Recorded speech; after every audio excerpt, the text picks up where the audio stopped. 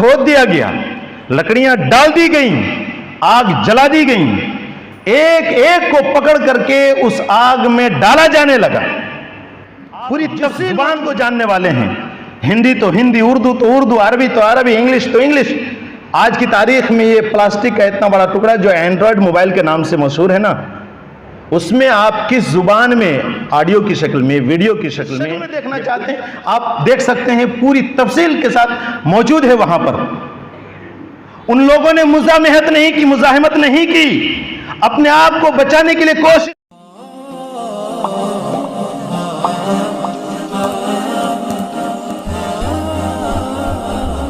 Social media के ज़रिए से, एंड्रॉयड मोबाइल के ज़रिए से सुनते, समझते और जानते हुए आए हैं, लेकिन फिर भी आज तक हम उसी हालत से गुज़र रहे हैं और वही बेराह रवी, वही हालत जो पहले थी। आखिर क्यों?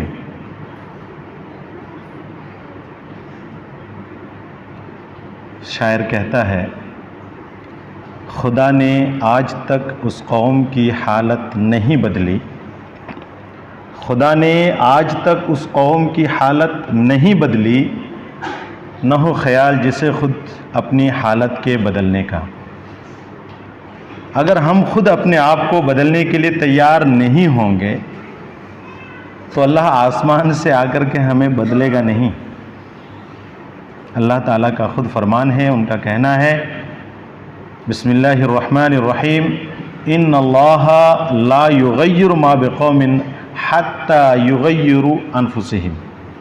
अल्लाह ताला उस कौम की हालत को नहीं बदलता है जो कौम खुद अपनी हालत को ना बदले। तो पता ये चला कि हमें खुद को बदलना पड़ेगा। हमारी हालात के ज़िम्मेदार हम खुद हैं। अगर आज हम इस बुरी हालत से गुज़र रहे हैं तो इसके ज़िम्मेदारों में से हम भी एक ज़िम्मेदार हैं। बहरहाल मेरी गुफ्तगू में ये बात क्लियर हो जाएगी कि हमको क्या करना चाहिए और हमारी क्या ज़िम्मेदारी बनती है। ताहम मैं एक बात आपके गोशे गुजार कर दूं अपनी गुफ्तगू शुरू करने से पहले कि अब तक हमारी ज़िंदगी जो गुज़र गई,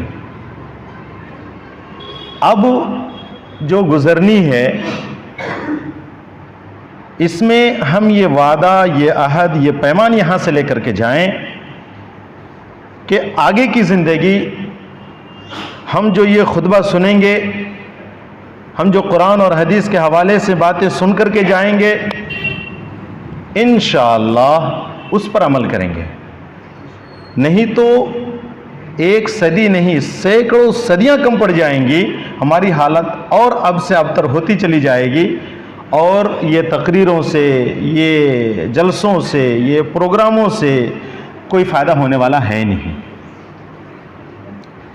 ये अल्लाह रब्बुल इज़्ज़त का एक ख़ास इनाम है उम्मत मुहम्मदिया के ऊपर। आप देखें कि अगर एक सियासी पार्टी को, एक मदरसे के ज़िम्मेदारों को, गांव वालों को, इलाके वालों को अपनी बात अगर पहुंचानी होती है, उसके लिए एक बड़ा सा प्रोग्राम जलसे की शक्ल में या कॉन्फ्रेंस की शक्ल में या इज्तिमाए आम की शक्ल में जमा करनी पड़ती है। उसके पीछे सैकड़ों लोग हफ्तों तक, महीनों तक लगातार मेहनत और कद्दोकाविश करते रहते हैं। बाहर से उलमाए किराम को बुलाना पड़ता है, उसकी एक तरतीब देनी पड़ती है, हजारों रुपये खर्च करने पड़ते हैं, सैकड़ों घंटे उसमें इन्वेस्ट करने पड़ते हैं। मेहनत तो अलग, कद्दोकाविश और लगन के साथ काम करना वो अलग। तब जा करके 2 घंटे का, 4 घंटे का या 10 घंटे का या 12 घंटे का जो प्रोग्राम होता है, उस प्रोग्राम में अपनी बातें रखते हैं, पर यह गारंटी नहीं कि सामने वाला हमारी बात सुन भी रहा है कि नहीं 100%। लेकिन अल्लाह रब्बुल इज़्ज़त ने उम्मत मुहम्मदिया को एक ऐसा मौका दिया है, ऐसा इंतजाम करके दे दिया है कि जो लोग जहां पर भी रहते हैं, जो लोग जिस मोहल्ले और जिस गांव से ताल्लुक रखते हैं, एक दूसरे की हालात को समझना चाहिए, जानना चाहिए, एक दूसरे की मदद करनी चाहिए। हम अपने मुआशराती ज़िंदगी में, माशी ज़िंदगी में मसरूफ़ रहते हैं, दूसरों की ज़िंदगी कैसी कट रही है पता नहीं हो पाता है, जबकि इस्लाम का हुक्म है कि अगर एक आदमी खाना खा करके सो रहा है, उसका पड़ोसी अगर भूखा सो रहा है, तो उस पड़ोसी के लिए जायज़ नहीं कि वो खा करके सोए और उसका पड़ोसी भूखा सोए, चेजाए कि उसका पड़ोसी यहूदी और नसारा ही क्यों ना हो। और यहूदी नसारा के बारे में मैं आपको बताना चाहता हूं कि इस्लाम का सबसे बड़ा दुश्मन है इस्लाम का। उसके बारे में भी अल्लाह के रसूल सल्लल्लाहु अलैहि वसल्लम ने यह पैगाम दिया है। तो जो एक मोहल्ले में, एक गांव में, एक इलाके में रहते हैं, वो लोग जब हफ्ते में एक जगह जमा होंगे, एक दूसरे के चेहरे को देखेंगे, हालात मालूम करेंगे, गुफ्तगू करेंगे, प्रॉब्लम्स अगर कुछ सामने आया है तो उसका सॉल्यूशन करेंगे। इसके लिए अल्लाह रब्बुल इज़्ज़त ने हफ्ते में एक इज्तिमा रखा है, हफ्ते में एक प्रोग्राम रखा है। टाइम होता है, सारे लोग मस्जिद में आकर के जमा हो जाते हैं और इमाम साहब खुतबे में खड़े होकर के कुरान के हवाले से, हदीस के हवाले से, नबी पाक सल्लल्लाहु अलैहि वसल्लम के हवाले से, इस्लाम के हवाले से, तारीख़ के हवाले से कुछ बातें कर लेते हैं और फिर ज्यों का त्यों हम वापस चले जाते हैं। तो जुमा का जो असल मकसद है वो फेल है। अल्लाह रब्बुल इज़्ज़त ने जिस वजह से ये इंतज़ाम किया था, हम उसमें बहुत पीछे जा चुके हैं।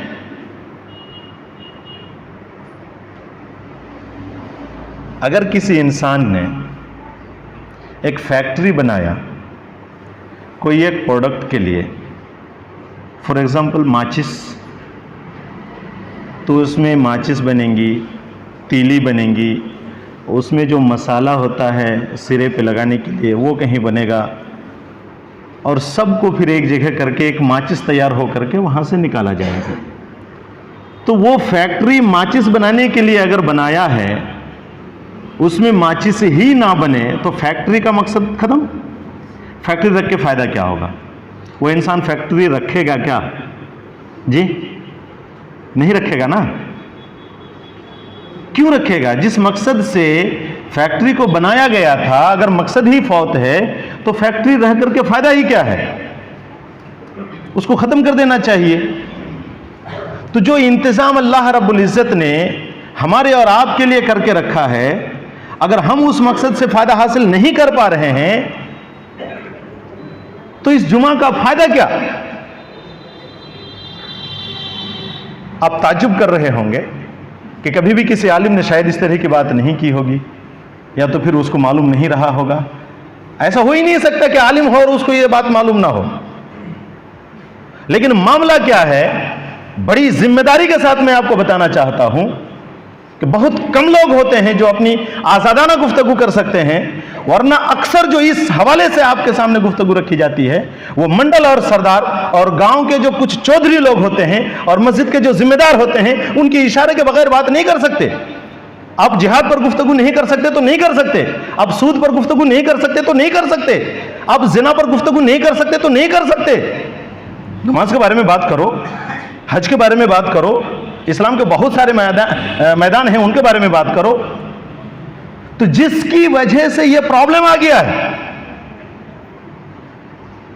जो भी शख्स यहां पर आए उसकी यह जिम्मेदारी बनती है कि जो हक बात है वो लोगों तक पहुंचाए।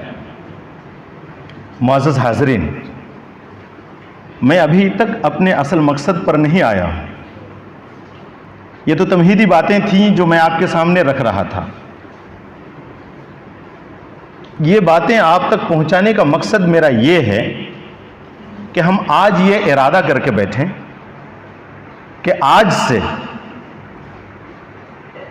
इस मेंबर के हवाले से जो भी बातें हम तक पहुंचेंगी, इंशाअल्लाह हम उस पर अमल करेंगे। इंशाअल्लाह करेंगे। बहुत कम लोग करेंगे, बाकी लोग नहीं। वो रस्म व रिवाज के मुताबिक भाई इमाम साहब को आना है, अपनी बातें करनी है, हमको जाना है, 2 रकात नमाज पढ़नी है जमात के साथ, उसके बाद फिर वापस आना है। तो वो एक तोता था जिसको उसके मालिक ने रटा रखा था कि शिकारी आएगा, जाल बिछाएगा, दाना डालेगा, धोखे में मत आना। उसको तो सिखा रखा था, वो बोलता गया, जा करके जाल में फंस गया।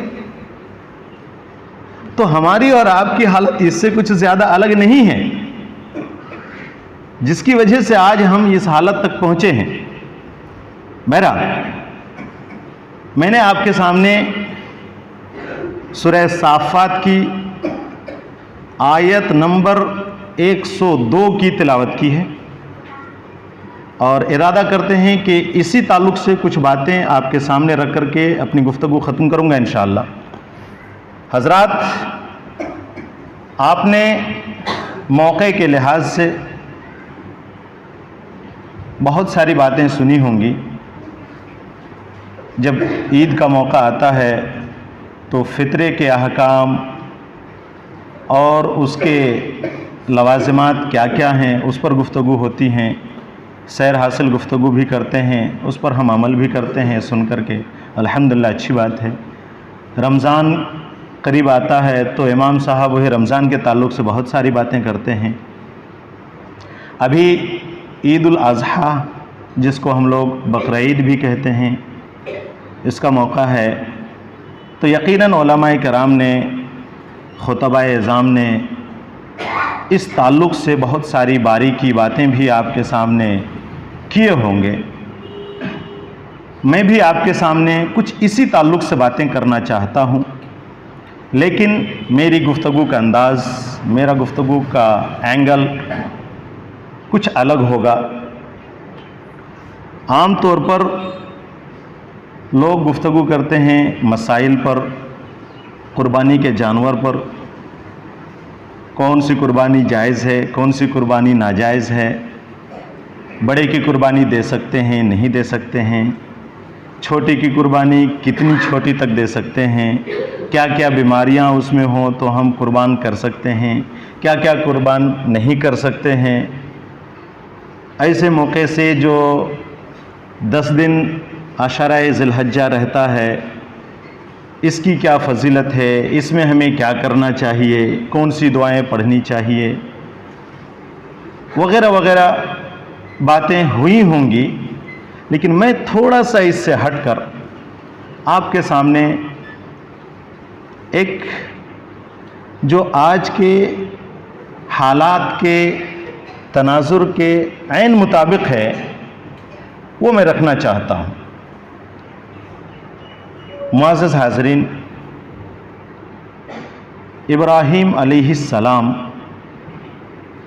जो एक जलीलुल क़द्र नबी हैं अलैहिस्सलातु वस्सलाम, इनके वाक़यात, इनकी कहानियाँ हमने एक नहीं कई बार सुने होंगे, कई जगह सुने होंगे, लेकिन मुख्तसर तौर पर मैं उसको बताकर उससे जो मसला मुस्तंबत होता है, मैं जो पैगाम आप तक पहुंचाना चाहता हूं, वो बात करने की कोशिश करूंगा। हज़रात, आपको मालूम होगा हमारे मुल्क से पश्चिम सऊदी अरबिया है, उससे उत्तर इराक़ है। हम सब जानते हैं, गूगल मैप में भी जाएंगे तो वो मिलेगा। नक्शा में भी ओल्ड मैप में जाएंगे तो भी मिलेगा कि इराक़ कहाँ है। आप लोग देख लेंगे, अच्छी तरह से मालूम हो जाएगा। पश्चिम और उत्तर कोना पड़ता है हमारे मुल्क से। उसी मुल्क का एक वाक़या है कि एक बच्चा पैदा हुआ, जब वो शऊर संभाला तो अपने बाप को देखा कि बुत तराश रहा है, मूर्ति बना रहा है और बेच रहा है।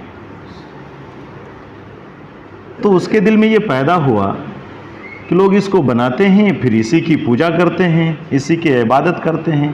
ऐसा तो नहीं होना चाहिए। होना तो ये चाहिए कि हमको जिसने बनाया हम उसकी इबादत करें, और हमने जिसको बनाया वो हमारी इबादत करे। यहां तो मामला उल्टा ही हो रहा है। तो बहरहाल जब थोड़ा सा और बड़ा हुआ, शऊर आया, तो देखा इस तरह से करते हुए लोगों को, उन्होंने इस चीज़ का इनकार किया और एक अल्लाह की तलाश में लग गए। मुख्तसरन ये कि रात में चांद को देखा तो कहा कि यही अल्लाह है। जब वो गायब हो गया तो सोचा कि नहीं, ये अल्लाह नहीं हो सकता। सितारे को देखा तो कहा ये अल्लाह है। वो भी गायब हो गया तो कहा कि नहीं, ये अल्लाह नहीं हो सकता। फिर सूरज को देखा, कहा कि ये तो सबसे बड़ा है, ये तो यही अल्लाह हो सकता है। फिर शाम को वो भी गायब, कहा कि ऐसा नहीं हो सकता। हमारा अल्लाह ऐसा होगा जो पावरफुल होगा, जो सुपर पावर होगा और किसी का मोहताज नहीं होगा, वो छुपेगा नहीं। ये जो सैयारे हम देख रहे हैं, गैलेक्सीज हम देख रहे हैं, ग्रहें हम देख रहे हैं, चांद की शक्ल में, सूरज की शक्ल में, बुध और शनि की शक्ल में, और हजारों बल्कि करोड़ों की तादाद में 12,000 करोड़ बताया जाता है कि ये सितारे हैं। और एक एक सितारा एक ज़मीन से कई कई लाख गुना बड़ा है। ये सारी चीज़ों को जिसने पैदा किया वही अल्लाह हो सकता है। उसी की उपासना होनी चाहिए, उसी की इबादत होनी चाहिए, उसी की बंदगी होनी चाहिए। तो उन्होंने कहा कि ये तो अब्बू को समझाना चाहिए, क्योंकि अब्बू इस बात को नहीं समझ पा रहे हैं। वो बना रहे हैं मूर्ति और बेच रहे हैं, उसी की पूजा कर रहे हैं। पहले गए अपने अब्बू को समझाने के लिए, अब्बू नाराज़ हो गए। कौम के लोगों को समझाने के लिए गए, कौम के लोग भी नाराज़ हो गए। जवाब ये था, कुरान खुद उस बात को नकल करके हमारे लिए आसानी कर दी है कि वजदना आबा अना कज़ालिका यफ़अलून। हमने अपने बाप दादा को ऐसा ही करते हुए पाया है, इसलिए हम ऐसा ही करेंगे। तुम एक नई बात कहाँ से लेकर के आ रहे हो? बहरहाल नतीजा यहाँ तक पहुँचा कि उसको मुल्क से निकाल दिया गया। उससे पहले उसके खिलाफ साजिशें रची गई और कहा गया कि एक काम करो, अगर तुम अपने माबूदों की हिफाजत करना चाहते हो तो इसको जला डालो, ना रहे बांस ना बजे बांसुरी। तो बहरहाल आग का इंतज़ाम किया गया बहुत बड़े पैमाने पर, और मंजनीक के ज़रिए से उसमें उसको फेंका गया, क्योंकि आग के करीब से भी नहीं गुजारा जा सकता था, इतनी ज़्यादा ख़तरनाक तरीके पर आग जलाई गई थी। तो मंजनीक के ज़रिए से दूर से उसको उस आग में फेंका गया। चूँकि उसने अल्लाह के लिए ये सारा कुछ दुश्मनी मोल ले लिया था, इसलिए अल्लाह ने उसकी हिफाजत की और कहा आग से, सूरे बनी इसराइल है, अल्लाह का फरमान है कि या नार कूनी बर्दन व सलामन अला इब्राहिम, कि ऐ आग तू ठंडी हो जा। सिर्फ ठंडी ही नहीं बल्कि इतनी ठंडी कि उसकी हिफाजत कर सके। आज की तारीख में हम एयर कंडीशन कह सकते हैं कि साफ तर्जुमा अगर ऐसा किया जाए तो ज़्यादा बेटर होगा कि ऐ आग तू एयर कंडीशन बन जा इब्राहिम अलैहिस्सलाम।